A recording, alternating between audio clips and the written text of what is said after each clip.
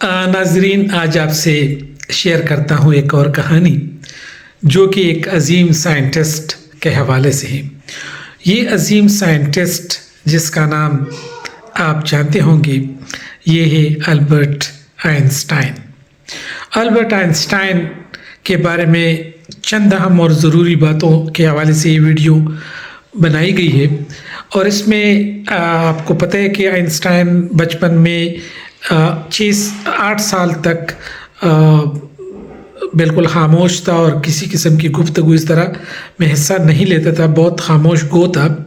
लेकिन बाद में उसके जो उनका चचा था, उनकी एक बिजली सप्लाई करने का एक प्रोजेक्ट था और वो मतलब एक इंजीनियर थे। तो और उनके वालिद हरमन आइंस्टाइन वो भी उनके साथ होते थे। तो असल में जब उनके वालिद ने उनके लिए कंपास वो ले आया आइंस्टाइन के लिए, तो आइंस्टाइन की क्यूरियोसिटी बढ़ गई कि ऐसी कोई ताकत है जो इन सुइयों को हरकत दे रही है। उसके बाद आइंस्टाइन ने सोचना और इस तरह के साइंस पे सोचना शुरू कर दिया। जब आइंस्टाइन जवानी में पहुंचे तो रोज़गार के हवाले से परेशान थे, तो उनको एक रोज़गार मिली जो कि पेटेंट ऑफिस में एक क्लर्क की जिम्मेदारी उनको मिल गई। और इसी दौरान उन्होंने चंद ऐसे काम किए जिन्होंने फिज़िक्स और साइंस की दुनिया तब्दील की। पेटेंट हाउस में काम करते हुए एक उन्होंने छोटे छोटे काम किए, जिस तरह रेफ्रिजरेटर का एक मॉडल डिज़ाइन किया, इस तरह एक घड़ी डिज़ाइन की। इसके अलावा मुख्तलिफ प्रोजेक्ट्स पे काम किया। लेकिन उन्होंने एक बहुत ज़बरदस्त जो काम किया वो ये था कि उनके सामने जो दूसरे मकानात थे उस पर एक वर्कमैन काम कर रहा था। तो इसने सोचा कि अगर ये वर्कमैन अलॉन्ग विद टूल्स नीचे गिर जाए तो क्या वो एक साथ ज़मीन पे पहुंचेंगे। तो इसका मतलब ये होगा कि ये सारे वेटलेस हैं और चाहे बंदे का वज़न कितना भी हो और हथौड़े का वज़न कितना भी हो, लेकिन वो एक वेटलेस एंटिटी में तब्दील हो जाएंगी। तो फिर उन्होंने कहा कि अगर हम एक ऐसा कमरा बनाएं जो उनको उनमें बंदे बिठा के उनको नीचे गिराया जाए तो सारे जो है वो फ्लोट करेंगे। ये आइंस्टाइन ने वहाँ से सोचा।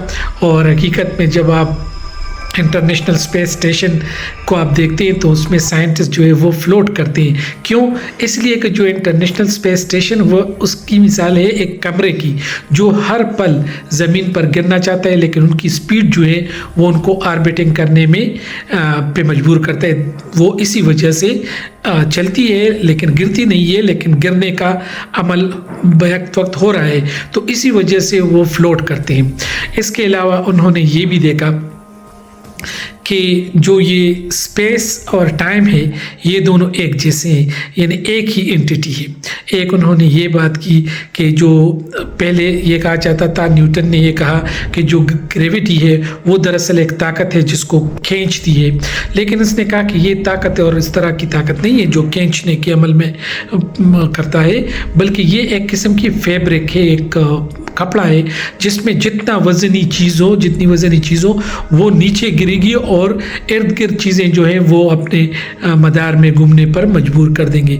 तो सूरज बहुत बड़ा है, बहुत बड़ा मास रखता है, तो वो उस फैब्रिक के दरमियान में है और उसके आगे पीछे जो प्लैनेट्स है वो है। इसके अलावा उन्होंने एक और ज़बरदस्त बात की कि एनर्जी और ये मास जो है वो दरअसल एक ही चीज़ है। एनर्जी मास में तब्दील होगी, मास एनर्जी में तब्दील होगा, लेकिन ये कभी एनर्जी ख़त्म नहीं होगी। इसको उस वक़्त लोग इतना नहीं ले रहे थे, लेकिन जब सूरज ग्रहण के दौरान जो पीछे से जो स्टार थे और जो डिस्टार्ट हुई, जो एक मतलब एक सूरज की वजह से जो इर्द गिर्द का इलाका है जो वज़न के हिसाब की वजह से वो उसमें डिस्टार्शन देखी गई, तो ये आइंस्टाइन की बात मानी गई कि वाकई आइंस्टाइन बहुत ज़बरदस्त साइंटिस्ट है। और इसके अलावा उन्होंने जो दूसरे काम किए, जो स्पेशल थ्योरी ऑफ रिलेटिविटी और जनरल थ्योरी ऑफ रिलेटिविटी, तो वो एक साइंटिफिक टॉपिक्स हैं और उस पर मज़ीद बात की जा सकती है।